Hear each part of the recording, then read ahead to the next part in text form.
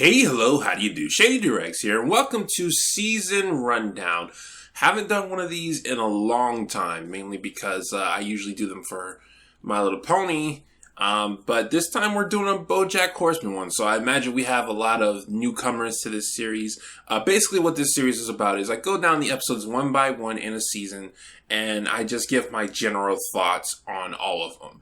If you want to see a specific episode, I do leave timestamps in the description below. So you can just go to the timestamp and see what I have to say about that episode. As well as at the end, I will give my thoughts on the season overall. So with that, why don't we go ahead and get started? Before that, though, let's rewind back to Season 4. Season 4, in my opinion, it was the best season. I highly enjoyed Season 4. I love the growth that Bojack went through, and I felt that if they wanted to keep that trend going, they would keep that growth within Bojack.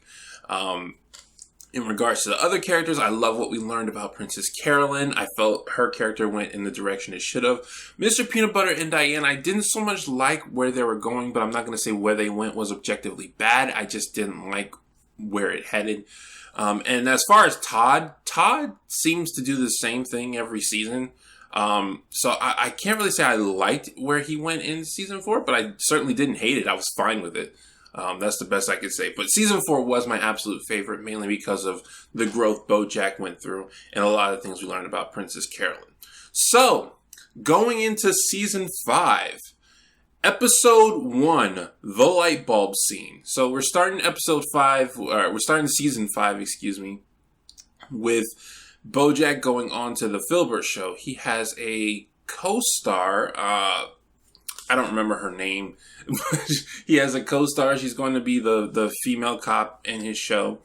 And, but Bojack doesn't like the show. He doesn't like what's going on in the show, which... that's something I predicted would happen. I thought the show was going to be bad, but later on we find out that the show is actually pretty good. But in this initial stage, it is bad because the director, the creator, whatever you want to call him, he is actually so super pretentious. So he's like, everything has to be dark because it's a metaphor for darkness. And you can really see that the only reason this project got approved was because of Princess Carolyn. They don't go down as deep that route as I thought they were going to, but it's there. The elements are there. But Bojack doesn't like what's going on in the show.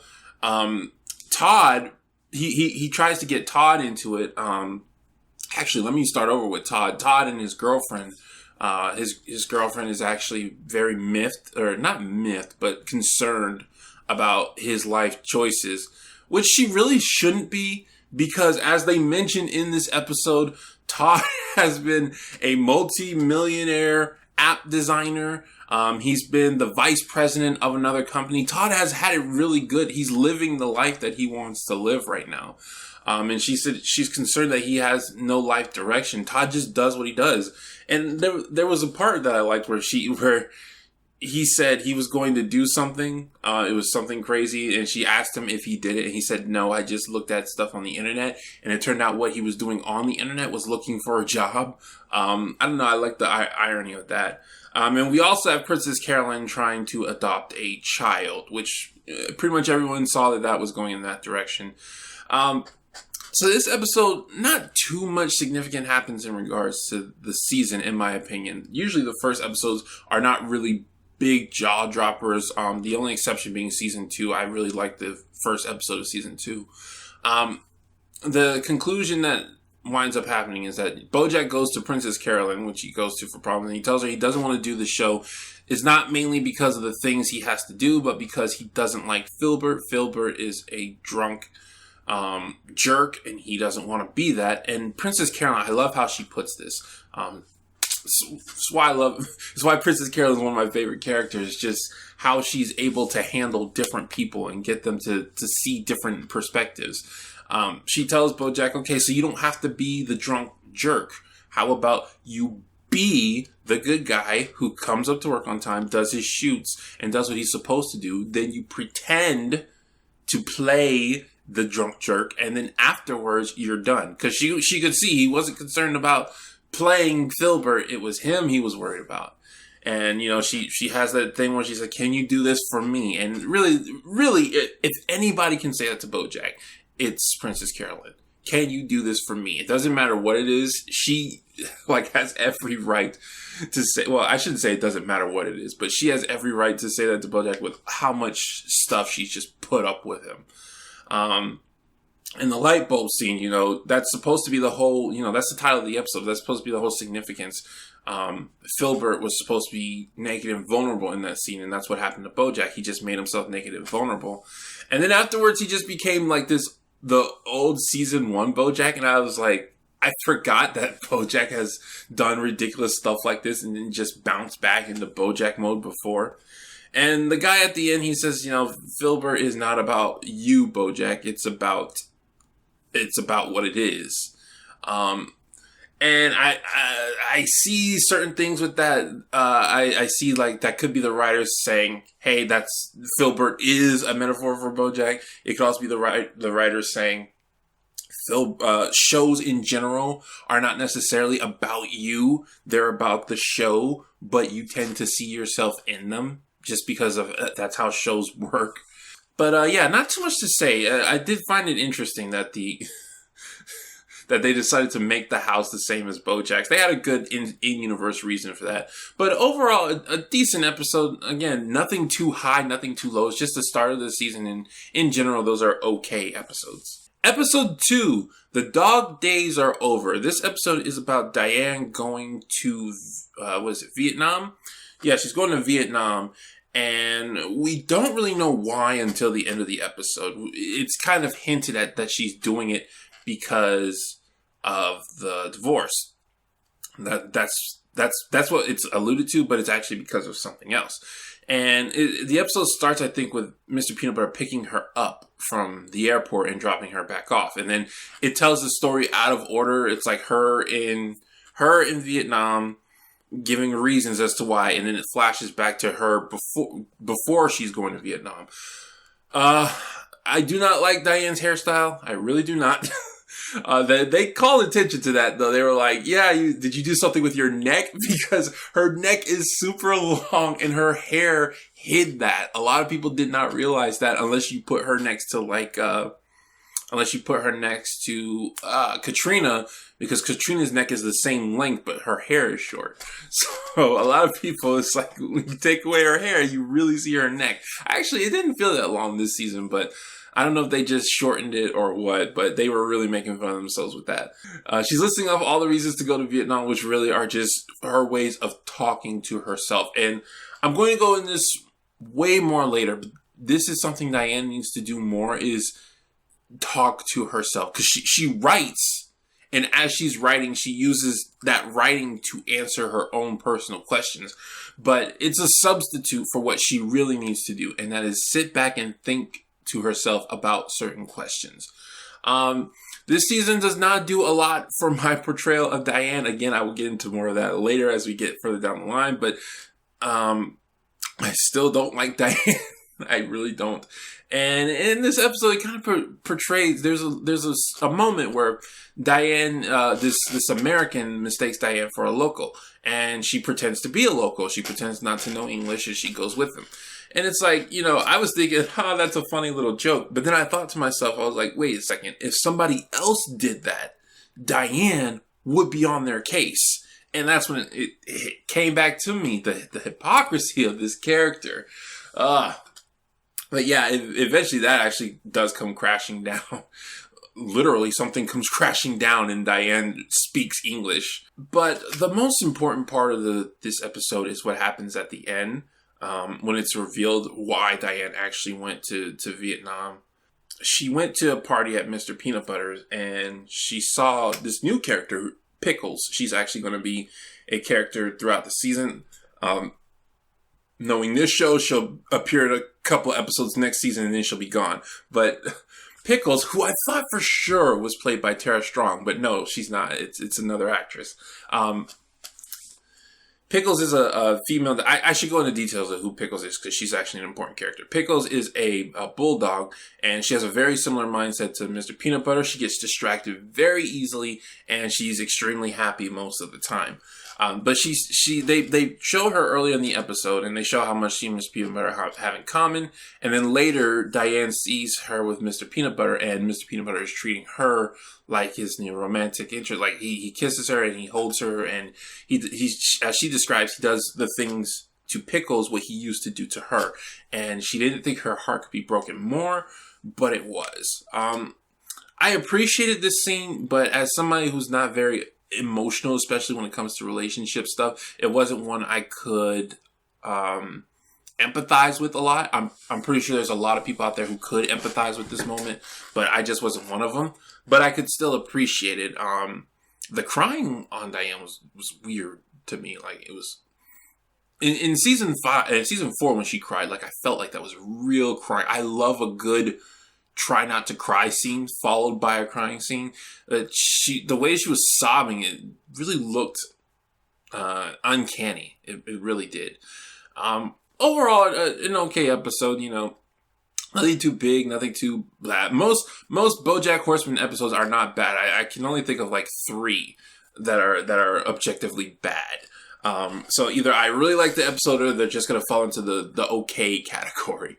But I guess this is just like one that doesn't stand out in particular to me with how good it is.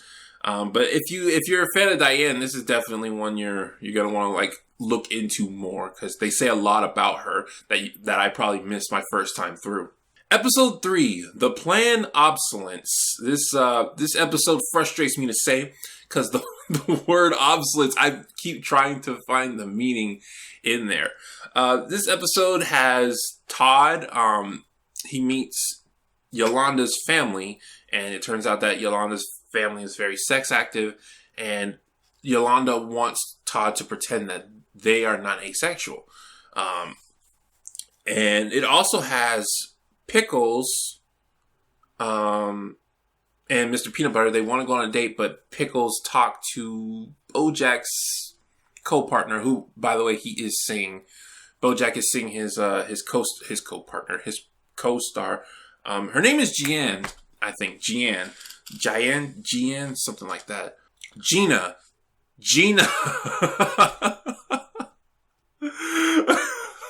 I think I switched the A in the end. I'm pretty sure it's Gina. Okay, so let's start over. Bubbles talks to Gina, and they also talk to Yolanda, and Gina tells Bubbles she's probably taking things way too far with way too fast with Mr. Peanutbutter. So Bubbles thinks that she and Mr. Peanutbutter should slow down, and it leads to a bunch of awkward situations. They go on a not date, the same as Princess Caroline and Ralph did. And Diane gets on there. They hear Diane on the radio talking about the space station, because that's where they're going to see a space station get blown up. And Diane is saying how she feels more sorry for her ex's girlfriend instead of Mr. Peanutbutter. And she's saying a lot of things that could really put a damper on this relationship. That kind of comes back into play throughout the season, that Diane's presence makes the relationship between Mr. Peanutbutter and Bubbles more toxic. And I'm trying to tread lightly as I say this, because I don't like Diane, but I don't want to blame her for things that aren't necessarily her fault. But throughout this season, I kept seeing other people's fallings being so heavily related to Diane, specifically with Mr. Peanutbutter. And one thing that happens is the presence of Diane does hinder the relationship, like her just being there. And Mr. Peanutbutter reveals in this episode that he still has feelings for Diane. But I like at the end how they handle it, how he says, yes, of course he still has feelings for Diane. He just got out of the relationship. That doesn't mean he doesn't have feelings for Bubbles, and that he wasn't going to do his best to cater to her, which comes back to bite Mr. Peanutbutter way later in the season.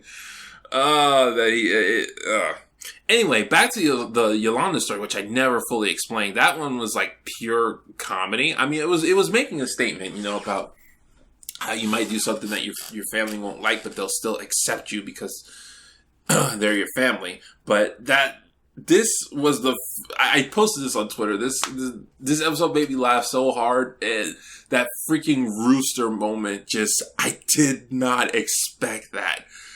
They built it up, and then the punchline just hit me. So I had to watch it like 3 or 4 times. It's just so funny. That whole thing was funny. You know, I am PG, so a lot of times when there's a lot of sex heavy jokes, I don't appreciate them. But there was a lot during that time where I was laughing just so hard, especially with that rooster scene. But Yolanda and Todd actually break up in this episode because they realize that they don't have anything in common other than the fact that they're both asexual. And that was quick. That was really quick. This is episode 3. Like, why did Yolanda get written off so fast? I was expecting her to last at least to half the season. It feels to me like a lot of these people, they have to write off because, I don't know, contracts or something. They only have them for so many episodes or whatnot. And that's actually something that there's a pattern throughout this season that I see where a lot of things felt like they had to be done because of reasons that aren't related to the story of the show. Like Yolanda leaving, I don't feel like her character was thoroughly explored. Rather than leaving because the story needed her to leave, it feels like she left because the voice actress left or something like that. It feels like they shouldn't have kicked her off so quickly or wrote her out so quickly. But I almost forgot. There's also the part in this episode where Bojack finds out Gina wants to be she wanted to be an opera singer, not an opera singer, a musical singer. She wanted Broadway. Gina likes Broadway, and I could relate to that so much because I freaking love Broadway, man. Or at least certain plays of Broadway. I love Hamilton. I love Shrek the Musical. I love Wicked. I love that thing about Shakespeare and Omelette, whatever that play is. I love that. I love those musics. But the point of this, and it's one I've talked about so much on this channel. It's a fear of failure lesson. And Bojack tells Gina, how will she ever know if she can do her dream if she doesn't pursue it? And he convinces her to pursue it. And she does pursue it, but we find out that she can't sing. She's really bad at it. She fails. And it hurts. It hurts really, really bad. And at the end, she gives up on it, but she says, even though this sucked, at least I know. You're right, I never would have known. I don't know if she's saying that in an appreciative tone or if she's saying, oh, thanks. At least before I never would have known, now I know. And that's the thing about the fear of failure is that you don't want to glamorize how much failing is. Failing hurts, and a lot of times it makes you feel like you want to give up. But you shouldn't let the fear of failure stop you. Because otherwise you have zero chance of succeeding. At least when you try, you have some chance, no matter how small. But yeah, that's one I definitely appreciate because I talk about the fear of failure all the time. So that's episode 3. Talked about it longer than I wanted to, but there was a lot going on in that episode. Episode 4, Bojack the Feminist. Okay, so there are some shows and cartoons where it's hard to talk about them without getting personal, basically. And when you get to a political episode like this one, it's kind of hard to not acknowledge the elephant in the room. Okay, so in this episode, the cast of Filbert, the writer and Princess Diane, they're trying to get this actor who has a very bad reputation. They're trying to get him back into the film industry. They want him in Filbert. But Diane doesn't want that to happen because he's basically been a horrible guy. He's been really horrible to people. And Diane is an active feminist. And Bojack, who is supposed to support him coming on, accidentally becomes a feminist icon. And this show makes a lot of statements about feminism, which I know a lot of people really hated Thoughts and Prayers, even though I I really enjoyed Thoughts and Prayers. I thought it was really funny. But the thing is, it says a lot of truth about how people feel about feminism from both sides. You have people like Diane who actively believe that third wave feminism is a need. Is, you know, when a lot of people outside of feminism think about feminists, they think about the ones who are perpetrating, the ones who do not believe what they are saying, and they're just saying it for the attention. Diane is a person in the show who actively believes that society needs feminism in the world right now. We get from her perspective, and we also get someone from Bojack's perspective who has no idea what's going on with feminism. Well, he knows what feminism is, but he knows how to read a crowd. I actually really like that moment where he slipped from supporting the guy to supporting feminism, because it was really good on Bojack's character. Bojack knows how to read a crowd, and he knows how to steer things into that direction. Most of the time, there's been times he slipped up, like at the prom. But when he saw that he got cheered for saying something that was pro-feminism, he kept going that way. That's his character. When he gets praised, he keeps doing that action that gets him praised. So we saw it from that perspective of people who do it just for the praise. We saw it from the people who actually like give feminism a reason to exist. That's the star they were trying to get in. But I can't recall if we saw it from somebody who was just actively against it. Like they were just, I want to say maybe Princess Carolyn, but the thing is, Princess Carolyn turned on a dime when the guy betrayed her. And she was something like, oh, suddenly we really do need to take this guy down. So maybe it wasn't from all sides. Maybe it was just from mostly the people who support feminism's perspective. But the thing is, I didn't see the episode as a pro-feminist approach. It might have been, but I didn't see it that way. I just saw it as a take on feminism. And there was a really big statement of how people get wrapped up in what's going on. And then at the end of the day, they don't care. But this episode is a big bomb drop because Anna comes back. What's her name? Anna Spadacobra. She comes back, and because she's representing the bad actor, and she at the end she comes and she's like, actually, I do feel what you're saying, Diane, which I didn't like, but at the same time, I think they did it for story purposes, because she comes back with the tape that Bojack had about what he did to Penny, or what he almost did to Penny. He didn't do anything to Penny, and also, there's one really poignant line that I'm going to talk to at the, but it happens in this season, in this episode. Anna asks Diane, if my client could do one thing to make this all better, that you would forgive him, what would it be? And Diane says, nothing. I don't think he can be forgiven. I think that says a lot about both Diane and, the subject matter of feminism. The thing is, activism right now, let's say social justice warrior activism right now is, at least in the States, is really, the pendulum is starting to swing the other way. It was in favor a while. It's still in favor in media. Media is still pandering to it, but it was in favor in the public for a while.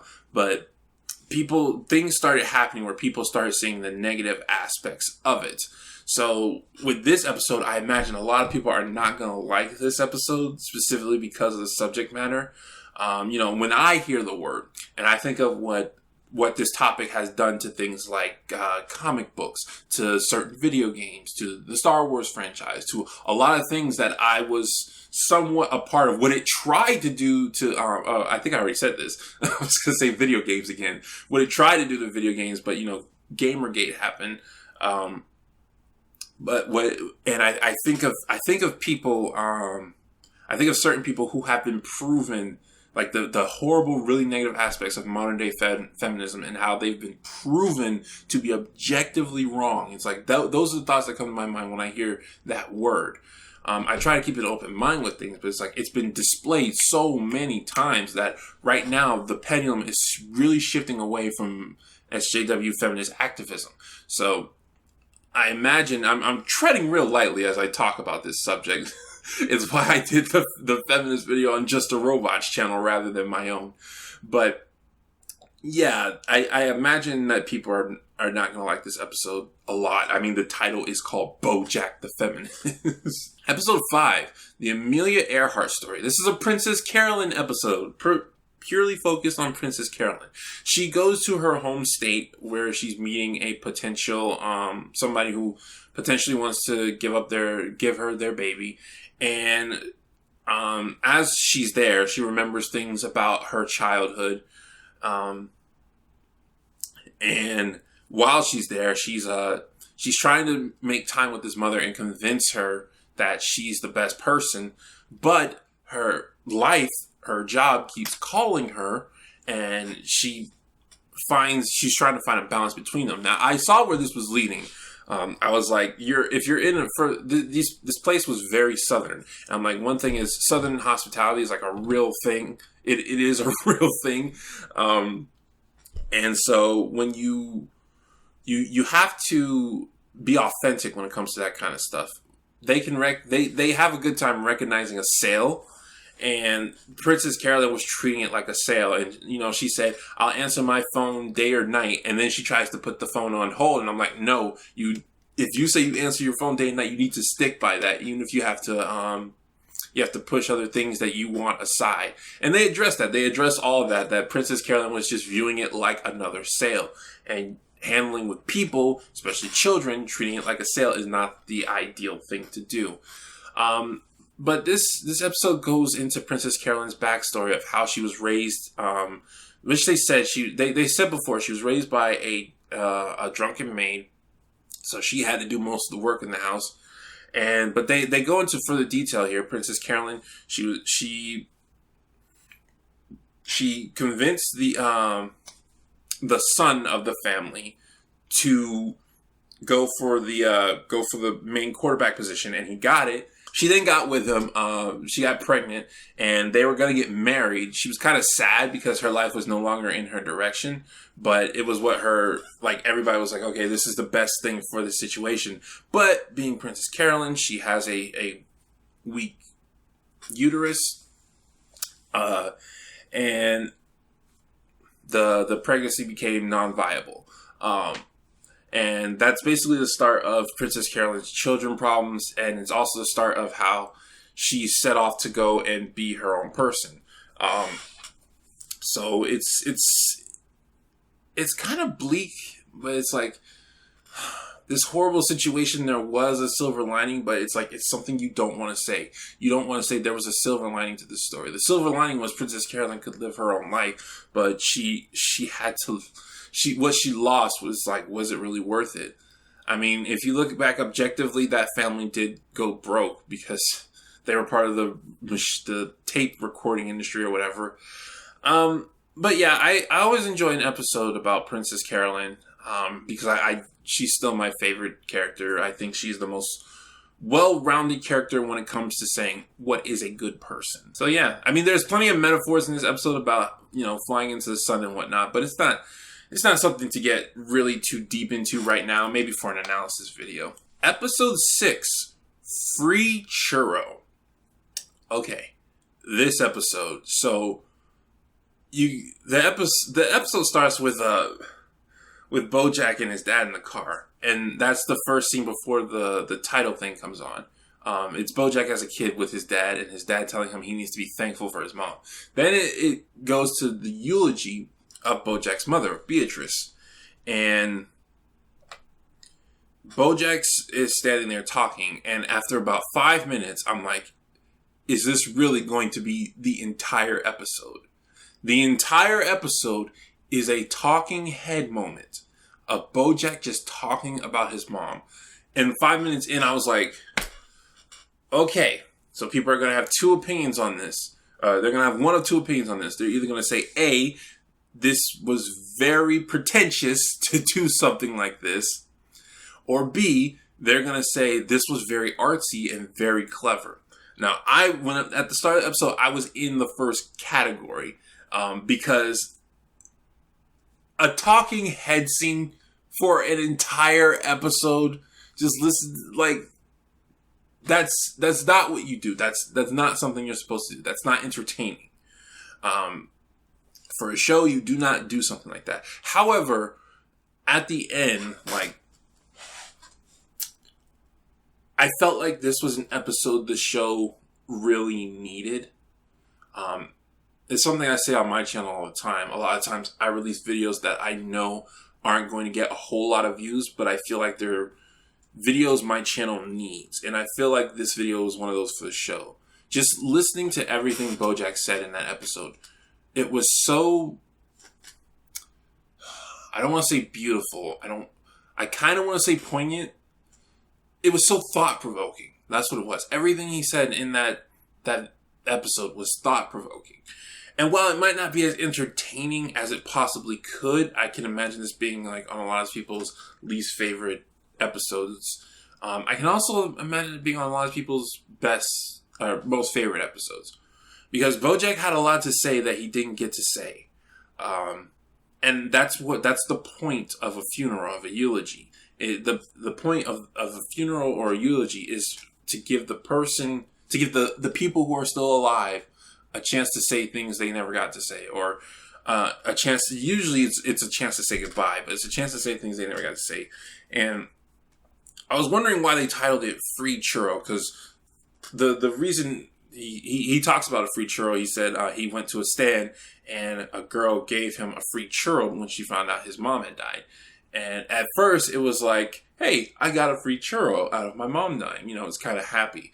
But as he gets towards the end of his speech, he says, my mom died, and all I got out of it was a free churro. And he's really disappointed because, in the end, his mother did not give him anything he felt he deserved or anything that he wanted. And there's so much you can unpack from the speech that he gave. I don't want to spend all my time here rambling about it because it is just a speech. Like almost nothing happens other than a couple of jokes, but it's really just a speech.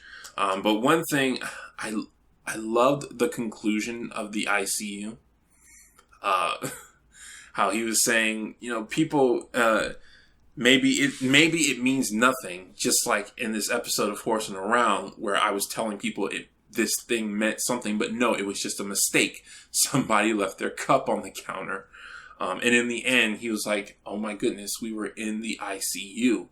It did mean nothing. It meant absolutely nothing. Like, that, I don't know, man. I don't want to sound like this pretentious art person. It speaks volumes to me, but it did. It just spoke to me that something he focused on so much that he wanted to have meaning was just her reading a sign. Like, just wow.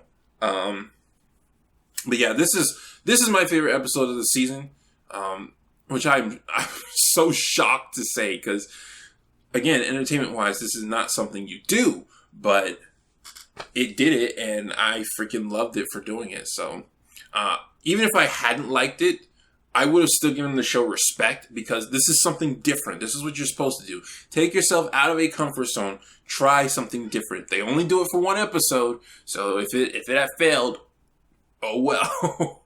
They tried it and it didn't work. I don't think they should do it again because otherwise it'll lose its charm. But yeah. Episode 7, int.sub, which I thought this was going to be a programming related episode, but no, that's for interior sub. So what happens in this episode is that Diane's therapist and Todd's business dispute handler, I guess is what you call it. It turns out they're in a relationship and they tell the stories of what's happening with their clients, but they change the names around. So this is actually... the therapist starts out with saying Bobo the angsty zebra, and I'm like, and they cut to the title screen, and instead of Bojack, it's a freaking zebra. And I'm like, if they want to do this right, they will not put Bojack Horseman on screen. They will put Bobo the angsty zebra, and they did it. They actually did. I was shocked they didn't change all the characters in the background, but maybe they just didn't have time. Or it would have ruined the surprise of the joke. There was a lot of funny moments in this episode, a lot. But there's some heavier stuff to unpack in this episode. Diane, we find out, is seeing her therapist. And Bojack wants to talk to her about his dead mom, but she tries to talk to him about his dead mom, but he's being Bojack. He's basically saying, I don't want to talk about my dead mom. And then he starts talking about her, and Diane says, well, do you want to talk about it? And he says, no, stop asking. That's a thing. So what he does is Diane's therapist says that it might be good to spend time away from Bojack, which she says was a mistake. She interjected herself into her client's story, and Bojack, Diane says, my therapist says I shouldn't hang out with you, so Bojack gets mad because now he doesn't have a friend to talk to, and he goes to talk to her therapist, and so he becomes a client unknowingly. He thinks he's just talking to somebody. Diane gets upset at Bojack for doing this. This actually kind of angered me, because Diane says, I know you need somebody to talk to, but this one's mine. Let me have it. That is an incredibly, incredibly selfish thing to ask. I'm not sure I can say she's wrong for asking it, but it's so selfish. Knowing that Bojack could use the help, it's just like, no, I don't want you there. If you're there, it makes it worse. But Bojack sees her anyway. Diane finds out, and Diane says, well, and Diane tells the therapist she needs to make a choice because she can't see her if she's seeing Bojack. So the therapist says, well, Bojack needs my help way more than you do. So Diane, if this is your boundary, this is good that you're setting it, but I can't oblige by it. So the therapist says it's actually really good that Diane did that. And she was ready to help Bojack, but Bojack realized he had signed up for therapy and was like, no, bump this, I'm leaving. So she lost both her clients. There's also a side story going on with Princess Carolyn and Todd, which it inevitably leads to them just saying, hey, they're friends. That's basically the conclusion of it. But there's one scene that, again, just made me burst out laughing. The therapist accidentally says Princess Carolyn's name, and then she makes up a name. It's like Senior Crab something, or Princess Carolyn just starts dancing. And and it made me just bust out laughing because it was so unexpected. But Diane really, really ticked me off in this episode. Bojack says that he needed somebody to talk to. And he says something that just really upsets Diane. Like, really. By the way, there's another plot in this episode. Basically, the writer, he wrote int.sub on a paper. And so somebody thought he was talking about an interior submarine. So now they need a scene with an interior submarine, and he can't think of one. But Bojack says something that really gets under Diane's skin. And what she does is she runs to the typewriter and she begins writing a scene for the interior sub. And she demands that they say it on cue cards, which I thought was a smart business move. But it turns out the entire thing was done to reveal to make Bojack feel horrible and reveal to him that Diane knows about what happened in New Mexico. And I'm just, again, this is a situation where I'm like, I'm not sure if it's necessarily bad, but if somebody else had done this, Diane would be on them so hard for doing something like this. She took this is why I say you can't review certain episodes without getting a bit personal, because Diane, as a feminist, one of the things they believe is that people have power and they abuse that power. And Diane has this position of power. She's the writer's assistant. She took that power and used it to, I don't even want to say solve a personal problem, to exploit someone else's vulnerabilities so that she could feel better. That's what she did. That problem wasn't solved. She just made herself feel superior. She is in a position of power, taking advantage of it. Like, why do you not stick to your own principles? That it really made me angry. That scene just really made me angry. And yeah, it kind of solidified just my intense dislike of Diane. Just how she handled. She's very petty. That's what I'm going to say. Diane is actually very petty. And I know there's a lot of people in my audience who, they side with Diane. They might respect my opinion, but they side with Diane. Some people actually like Diane. Some people actually feel that they are Diane. But all I can say is, from observing the show, Diane has had multiple occasions where something she doesn't like happens, and she uses her position to exploit what's happening. Because she is petty. Diane is petty. And it made me feel just so much hatred for that character when she did that. But I want to move on, because otherwise I'm just going to keep repeating myself. Int.sub was a real doozy, especially that finale, that ending. Episode 8, Mr. Peanutbutter's Booze. This is the episode where Bojack has a Halloween party, and it turns out he has one every single year, and it's thrown by Mr. Peanutbutter. Bojack doesn't actually have it. Mr. Peanutbutter just invites a lot of people to his house for a party. And the point of this episode is to showcase where Mr. Peanutbutter fails in his relationships. They show him in various scenes with his different wives and his now girlfriend Pickles, and they slowly show over time how all these girls came to be upset at the party. And the conclusion at the end is, this is another one of those parts where I feel where the show did something that it wasn't for the story, it was for some outside force. I feel like the episode really wanted to tell us, this is why Mr. Peanutbutter fails at relationships. You're all getting it wrong. What you're saying is wrong. This is why he does it. Because over time throughout the party, something happens that makes each of his wives/girlfriends upset at him. To the point that they all want to go home, or they're all just having a horrible time. And Mr. Peanutbutter, he's like, all the girls I met were great when they first started. They were all happy and fun. But then after they go through me, they become angry. And I guess I must be the problem because I don't listen. And Diane says, no, it's not. Well, you don't listen. It's true. You absolutely do not listen. But that's not what I think is happening. What's happening is you're dating younger people, and they change and they grow. And this was something that really made me uncomfortable. It was to say that Mr. Peanutbutter's mentality, how he acts, is childish. Which is not necessarily wrong, but I feel like they're treating that as a negative. Like, he shouldn't be acting this way, whereas most people, like saying the cynical mentality is the mature mentality, and I don't like that. I don't like that. Also, couple things. What's her name? Katrina, for some reason, they decided was a happy person. Like, most of us have been assuming Katrina was just this this angry person all this time.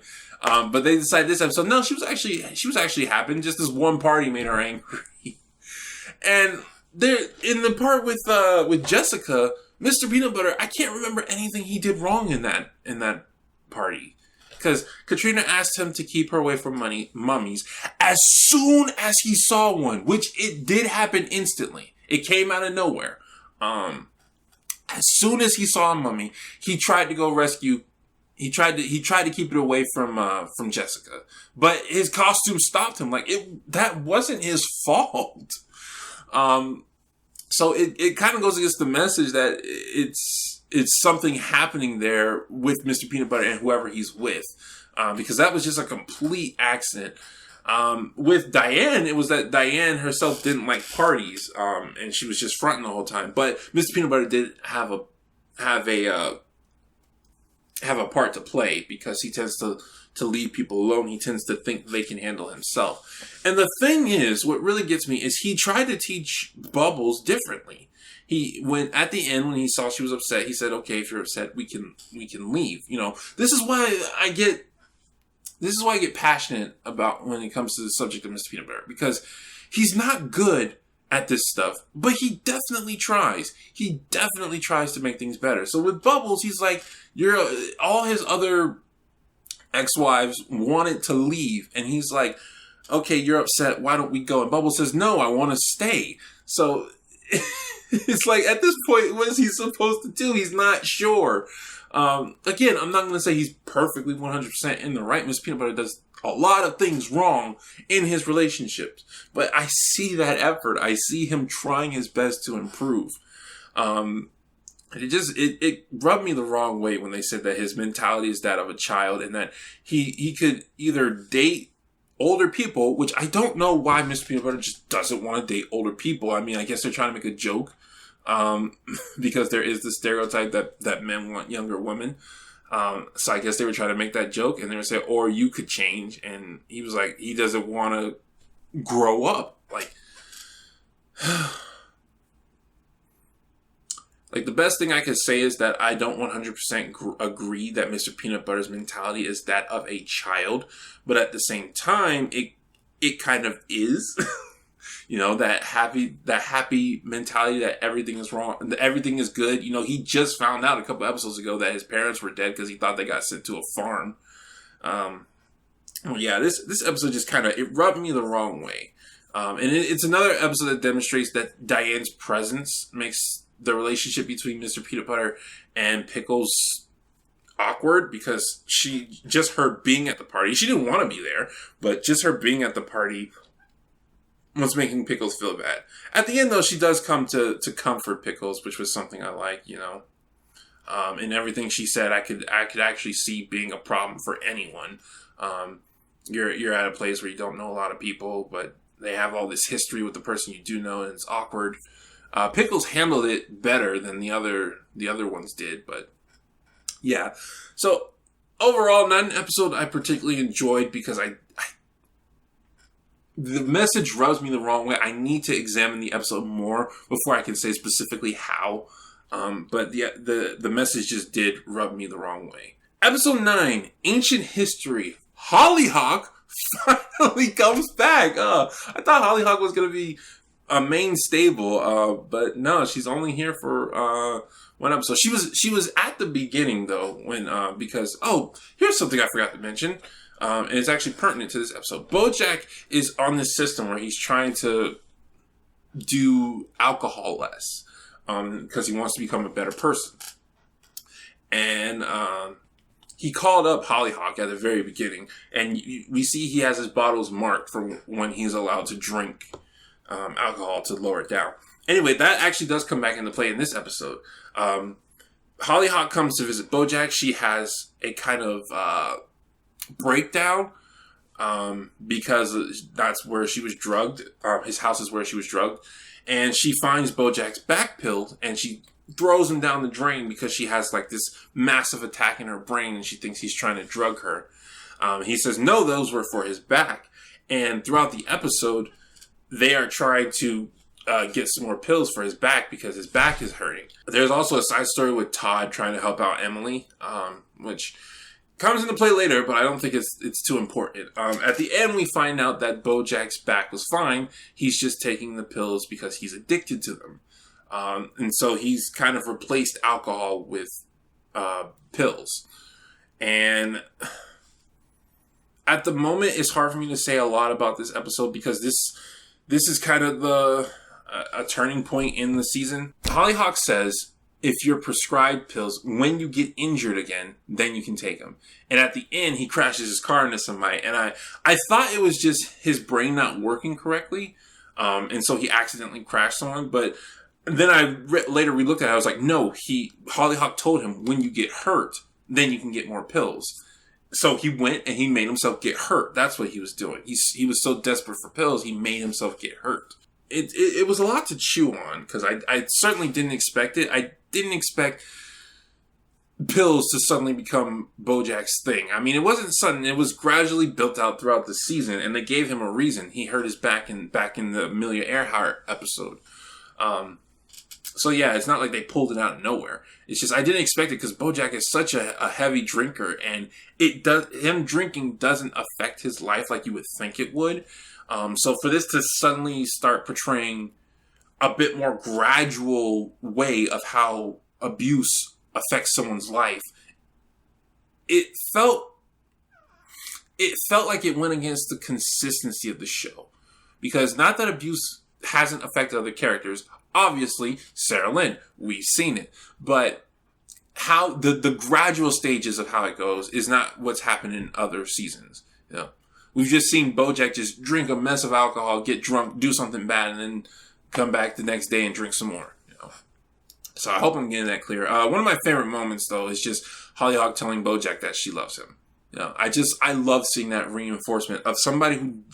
I feel like Hollyhock genuinely has a relationship with Bojack. She genuinely cares about him. He genuinely cares about her. I like how she said, I could take a semester out of school. Because if she had done that, that would have been better for Bojack. Bojack would not have stayed on those pills if Hollyhock had stayed. Because he cares about her. And that night he put her into danger to get pills. He felt really bad about that. But she said, take a break off of school. He's like, no, don't do that. You go to school. You get an education. Go live your life. Do not do that because of me. And I understand why he said that. Because just, he doesn't want to be the reason something bad happens to Hollyhock. But yeah, it's an episode that says a lot, but not an episode I have a lot to say about. But it's definitely the catalyst for what's to come. Episode 10, Head in the Clouds. This is the episode where everyone goes to the Filbert premiere. Episode 10 tends to be the start where everything shifts. Something really heavy happens in episode 10 that just makes things shift. It wasn't as bad in season 1, but man. So basically, everybody goes to the Filbert premiere. And the Filbert premiere turns out to be a huge hit. Everyone loves it. However, the main thing that happens here is that Bojack says, just before the film starts, he thinks the film shows what a horrible person Filbert is, but that people can think that's okay. That they can just be themselves. Diane, however, is upset at this. She does not like that people can look at the show and see themselves as okay. This is another moment, another really good moment that Diane sees negativity in. I want people to understand this because a lot of people they don't get how Diane takes positive moments and spins them into negative ones. What she's saying is not necessarily false. That's the thing. It's not necessarily false, but she's ignoring all the good. She's ignoring all of it for the bad. Yeah, Bojack and Diane have a really harsh talk to each other because Diane says, did you mean what you said about people being okay? And he's like, yeah, it was a compliment. You did a really good job. And she said, I don't want to work on the show if that's what we're telling people. You shouldn't be okay with your bad stuff. And they get into a really heavy fight. And this scene once again enforces my hatred of Diane, my dislike of this character. If any other character, Mr. Peanutbutter, Todd, especially if it had been Princess Carolyn, if any of them had said the things in this scene that Diane said, I would have thought this was a really poignant moment coming from those people. But because it's Diane saying it, it just feels hypocritical. Diane goes on this huge tangent about how she doesn't know Bojack anymore, how he hasn't changed. Bojack says something that I was actually thinking about for a while. Like, literally, the show came out Friday. I was literally thinking about this on Thursday. I was thinking, why do people like Bojack so much? Why do people like Bojack Horseman? The character, not the show. Why do people like the character so much? And the conclusion I came up with is that Bojack is a victim. The show portrays him as a victim. And I said, what about all the people he's hurt? And it's like, most people will get over what he's done. The biggest victim of Bojack Horseman's actions is Bojack Horseman. He has to live with all that stuff. And the show portrays that. And so people, when they see a victim, they sympathize with it. They sympathize with that victim. I had not thought about, and I'm really mad at myself for not doing this because I just made a video talking about this. I had not thought about Sarah Lynn. And it's pretty hard to argue that there is any worse victim than Sarah Lynn.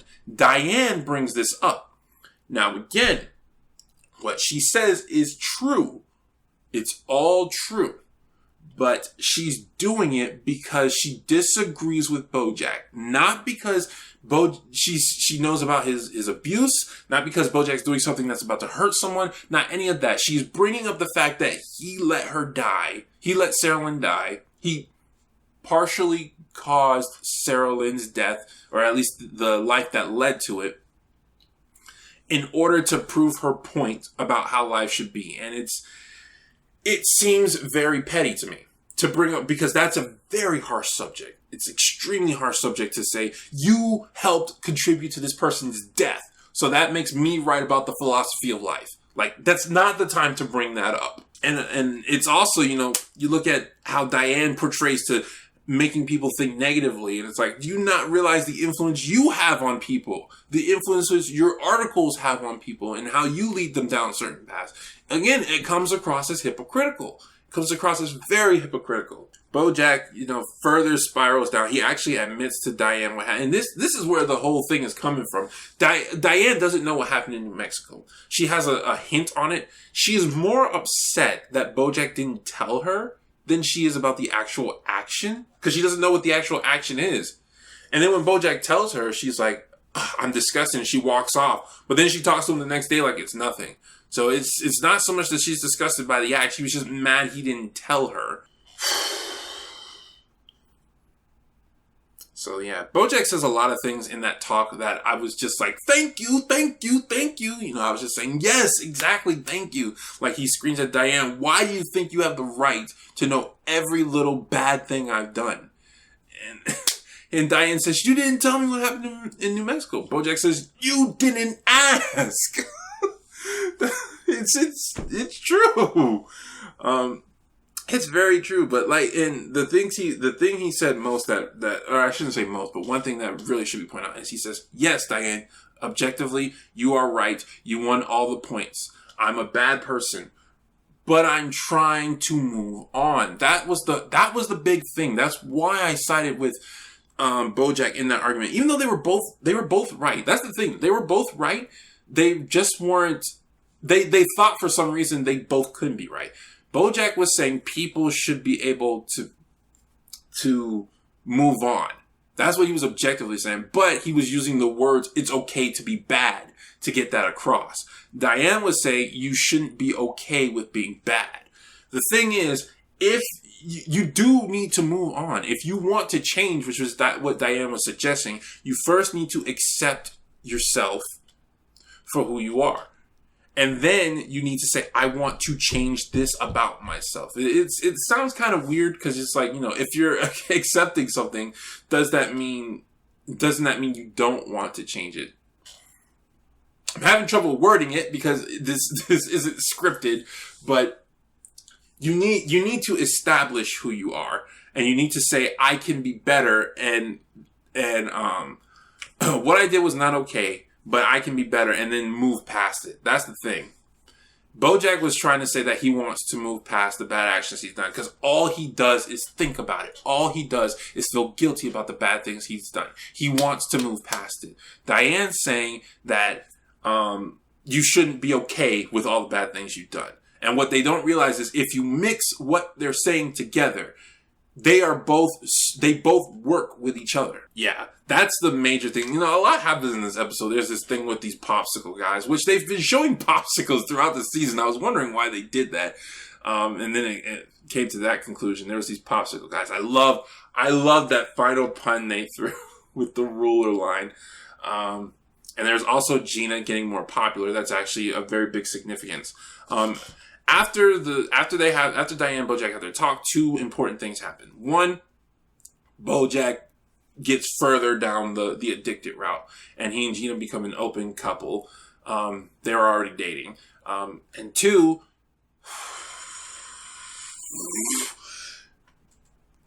Diane invites Mr. Peanutbutter inside.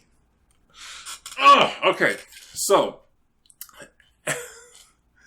episode 11. The Showstopper. That's what we're on right now. So this episode is mainly about Bojack getting worse and worse in his substance abuse, and it starts affecting his perception of reality. He can't tell his life from the Filbert show. They keep jumping back and forth. And it inevitably winds up leading to him almost choking Gina to death. He does strangle her, and he almost chokes her to death. There's a message in the show about how you are trying to help yourself and whatnot. It's not something I have a lot to say. I think it's pretty obvious, pretty heavy-handed. Episode 11 tends to be the episode that people's jaw drops. To me, this felt like a retread of episode 11 from season 1 when he went on that trip. It's done differently enough that I won't say it's a copy, but it wasn't anything that impressed me too much. So yeah, I actually don't have a lot to say about this episode. Episode 11. I'm very shocked I don't have a lot to say about episode 11 of all episodes. Episode 12. The show stopped. So, this episode, Bojack deals with the aftermath of choking Gina. Like, for a while, he doesn't even know he did it because he was so zonked out of reality. He finds out he did it. He wants to confess, and Gina tells him not to because even though what he did was horrible, her career is skyrocketing, and if he confesses, this will be the only thing she's known for. And she's right. She's absolutely right. Like I said, victims is what people pay attention to. The fact that you're a victim. And she doesn't want to be that. She doesn't want to be a victim. They both go with the story that, hey, they were just really good at acting. What happens later in this episode is, Diane... So, in the 2 episodes ago, I say Diane invited Mr. Peanutbutter in. Obviously, they did the thing that people do.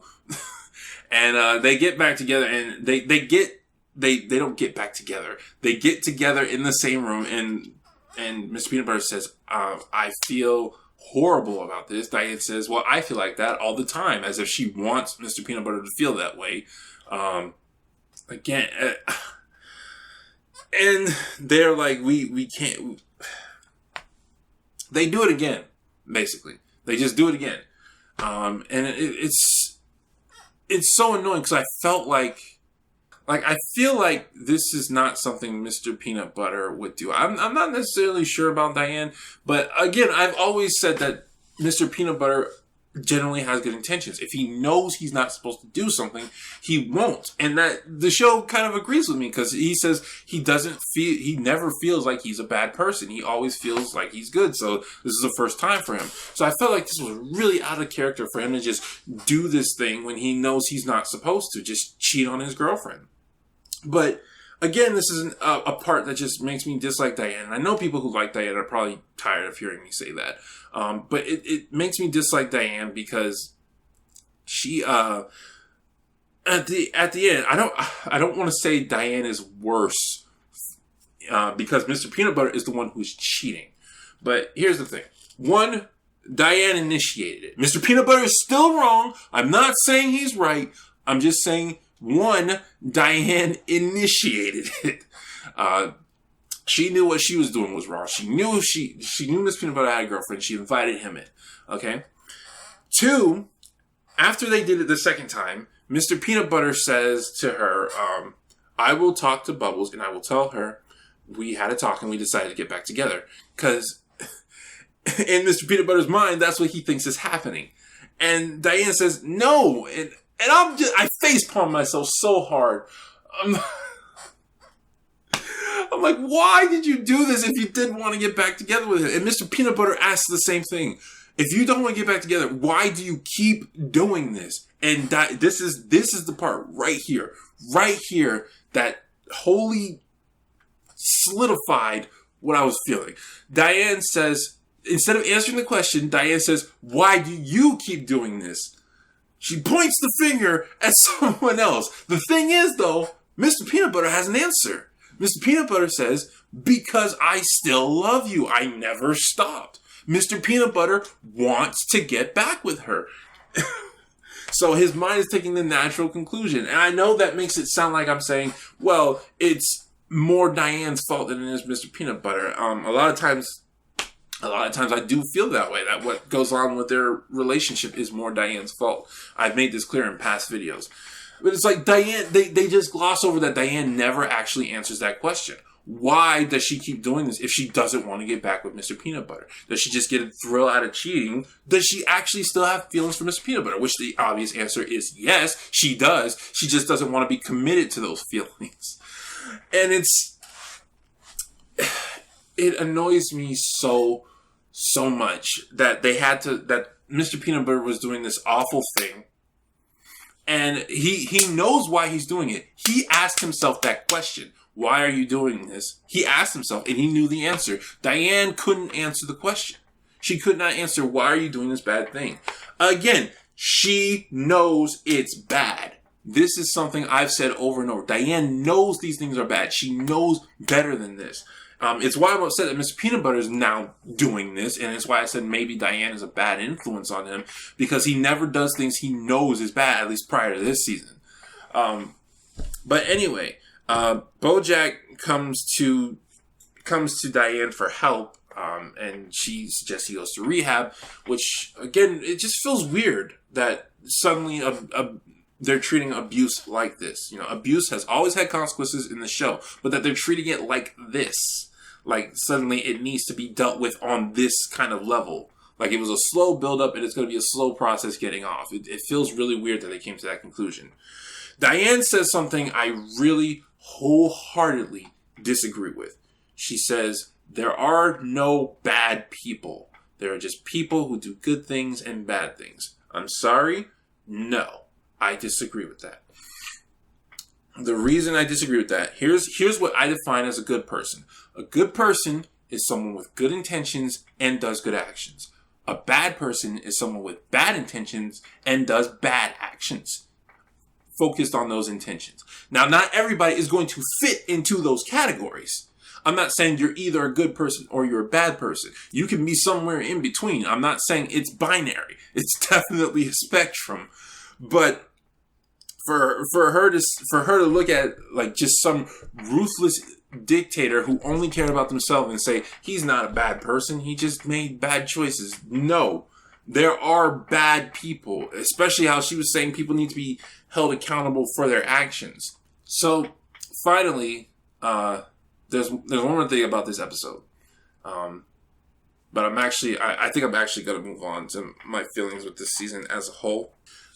Oh, I forgot to talk about, there was one episode, I don't remember which episode it was in, but Princess Carolyn gets back with, she meets, Ralph, and for some reason, she doesn't want to get back with him, and I don't understand why she doesn't want to get back with him. That was, it didn't make sense. It felt like they just wanted to write Ralph off. Like I was saying, they make decisions that aren't necessarily based on the story. Ralph is like, I still love you. I still want to have a baby with you. I'm upset that you decided to adopt after you freaking dumped me, but I still want to be with you. And Princess Carolyn's like, no, I have plans that don't involve you. Like, what? You still clearly are interested in this person. Like, what is this nonsense? It doesn't make any sense. This season 5, what do I think of season 5? I do not like it as much as season 4. Because season 4 showed so much growth. And I think season 5 backpedaled on some of that growth. Not so much backpedaled, but they went a really different direction that didn't seem appropriate. Like, it felt really weird. Like I've been saying throughout this rundown, a lot of things felt like they were done not for the story, but for reasons outside of the story. Either to get a lesson across, either to get or because somebody needed to get gotten rid of. Oh, one thing I forgot to say about episode 12. Mr. Peanutbutter doesn't tell Bubbles. No, he's going to do the lying thing and keep it from her. You know, that obvious lesson that I said in my top 10 that I hate. But going back to season 12. I don't like a lot of the messages it sends. It feels unnecessarily cynical. I know the show can get cynical at times. I do. But a lot of times those cynical moments feel necessary. Like the part where Gina doesn't get the singing role. I think that's a necessary cynicism. Your dreams don't always come true. And you have to realize that sometimes you're going to fail. Sometimes it's going to happen. And it's going to hurt a lot when it does. I think that's necessary cynicism. But a lot of these moments just felt like they were being done because the last season was too happy or something like that. But the last season felt natural. It felt like the natural conclusion. Yeah. Princess Carolyn does wind up getting her baby, by the way. Yeah, everybody knows. They've seen the episodes. But the main thing, the main big thing I want to talk about is Diane. Because, since season 2, I've not liked Diane. And season 4 really pushed that further. I already had intense feelings of negativity for Diane. And then when I had to explain those feelings over and over again to people, it kind of got a little bit worse. And I was thinking all year, it's been a year since I posted that Diane video. And I've been thinking all year, I'm always thinking this. Maybe I'm wrong. Maybe there's something I'm not seeing. Maybe if I rewatch it or something, I'll see something different. And, I watch Bojack Horseman all the time because I have to review it. But I'm still constantly thinking this. Season 5, this still seems like the same Diane from Season 4. And I still do not like any of the stuff she is doing. And I was sitting there asking myself, why don't I like this character? Why don't I like her? All the characters make mistakes. All the characters do something bad. What is it about this particular one that I don't like? And I thought maybe Diane's boss, Stilton, I can't remember her first name. I thought maybe she had it. She didn't quite hit the nail on the head, but she did say something that was poignant. She said she's asking Diane to be the new face of her website because they're going to go video. Diane says she can't. She's a hypocrite. She makes mistakes. She can't be anyone's role model. And her boss says, Diane, here's your problem. You hold yourself and other people up to an impossible standard. And that's great for taking people down. Well, she said for doing takedowns, because that's what their site does. But I interpret it as for taking people down, because that's what Diane tries to do a lot. She tries to take people down. Whether it's take them down from a high society or just take them down a peg from where they stand. And her boss says, but it's horrible for your social life and for your self-esteem. And Diane says, well, shouldn't we be holding people up to a higher standard? Shouldn't we be making them question these things? And her boss says, yes, but the world is full of such negativity that we really should be finding ways to forgive people. We need to find more ways to forgive people. I can't remember how exactly she said it, but her words hit something in me. I was like, that's a big part of it. That's not exactly it, but that's a big part of it. The thing, though, that really hit the nail on the head was way back in another season. I want to say season 3, but it was whatever episode Brat Pew Pew was. When Princess Carolyn looked at Diane and said, you're not good enough at this job to be too good for this job. That's how I feel about Diane in a nutshell. Diane's character, here's the thing. Diane is smart enough. She has all the tools to be asking herself important questions. But she doesn't because she's scared. That's the thing. Mr. Peanutbutter isn't smart enough to ask these questions. Todd asks these questions, but he's not smart enough to understand the answers. Bojack, he asks these questions, but he comes up with the wrong answers. Princess Carolyn asks these questions, and she comes up with the right answers. This is probably why I like her character the most. She sits down, she examines herself, she says, what do I want? Why do I want it? Okay, that didn't work. Where did I go wrong? What did I do? What can I learn from this? These are things that Princess Carolyn asks. Remember I was saying back in the episode 2, Diane needs to talk to herself more. She doesn't. She doesn't sit down and examine herself because she's scared and because she doesn't know how. Like you can see when she's writing, she accidentally starts writing about herself because she doesn't really just know how to sit down and examine herself, and she doesn't want to. And that would be fine. That would be fine. Not everybody's going to know how to examine themselves. Not everybody's going to know how to take it. But then she gets up on her soapbox and tells other people how horrible they are because they don't ask themselves those questions. They don't examine themselves. And I'm just like, how can you do that? That's what it's hypocrisy.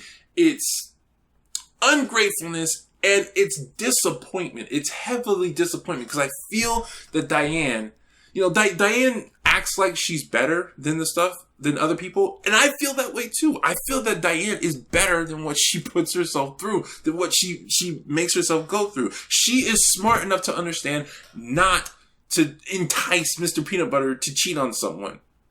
And again, I'm not trying to say, well, Mr. Peanutbutter is completely not at fault. No, Mr. Peanutbutter was wrong for doing what he did. He was absolutely wrong. But I feel like Diane is smart enough not to do that. She's overly smart not to do that. And she does it anyway. She does it anyway for momentary satisfaction. If even that. It might be momentary confusion. And I think really that's why I just don't like this character. Because she has everything she needs to look at herself and try to find out what makes her happy. But she won't talk to herself. And then she will point the finger at everyone else. And it is so unlikable. And, yeah. Overall, I'm going to say this season is not bad. It's just, it went in a direction I didn't expect. But, yeah. Those are my thoughts about this season. I know I missed a couple things. Like I completely missed that whole side story with Ralph and Princess Carolyn. Completely forgot about that. There's a lot to unpack. I'm probably gonna have to watch the season a couple of times before I can even do an analysis on them. Like I said, I have to capture the footage. But don't worry, I'll do an analysis on previous seasons so that it doesn't take too long for another video to come out. Let me know what you guys thought about these episodes, what you thought about the season, what you thought about this video, anything you want to talk about in the comments below. I know you guys have your thoughts, you all want to say stuff. Even if you disagree, even if you heavily disagree, you think what you're going to say is going to hurt my feelings, go ahead and leave it in the comments. This channel is about discussion. This channel is supposed to be like a book club, you know, instead of a book though. We all see the same cartoon and we all share our thoughts. So if you heavily disagree with me, go ahead and leave that in the comments below. Or if you agree with me, you know, you can leave that in the comments too. Anyway, thank you guys so much for watching this long behind video. I will get to work soon on other projects, more heavily edited projects, so that we can keep moving the channel forward. And once again, thank you guys for the growth. It's been great, and I can't wait to see where all this goes, where all this leads to for the future of the channel. So let us not ramble on any further. I will see you guys next time in whatever video I decide to release. This has been Shady Doorags. So long, farewell, Auf Wiedersehen, goodbye.